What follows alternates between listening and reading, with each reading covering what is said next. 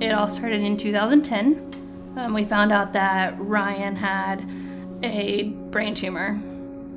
So they did a biopsy. They found out he had a grade 2 astrocytoma. In 2014, we had Nathan. And then in August of 2015, I distinctly remember sitting in the hospital, and they came in and they were like, "Your child has a very large mass in his brain."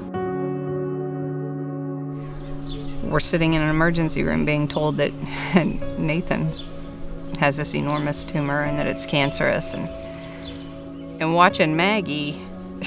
This is our daughter. I mean, this is our daughter's family that this is happening to. So it was very, very difficult for us. You know, watching our grandson be ill, our son-in-law be ill, and watching our daughter suffer through trying to deal with it all was just... I can't imagine being her. All of a sudden you're in this place where your child's sick and there's nothing you can do. In August, he had his brain tumor removed, and we did 6 rounds of chemotherapy. So it took a total of 7 months that we were at the hospital.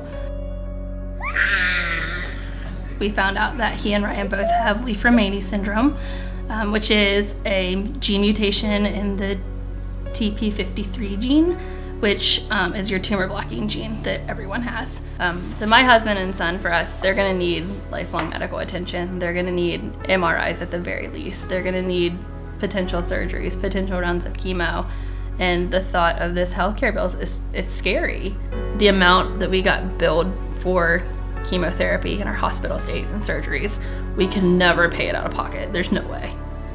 I work 3 jobs, so having trouble affording, medical bills. It's only going to get worse if this new healthcare act passes.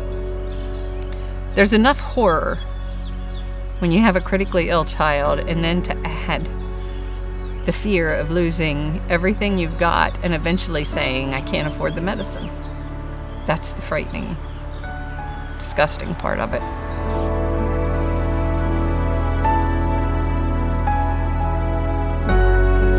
It's the middle class that hurts. It's the people like us that work hard. We work hard for our insurance, but if they're both in a high-risk pool, we can't afford for insurance for both of them. If the maximum out of pocket's gone, I can't afford to pay the bills. I can't pay 20% of $1 million. $2 million. It's just not feasible for us. But, puts me in a whole different category of I think they were even talking about different cancer insurance or something stupid like that. In a totally different high risk, high affordability category. I think that anyone who wants to change the bill should spend 1 week on the 12th floor at Nationwide Children's Hospital with all those kids. And you see these little bald heads walking around the halls, and it is unbelievable.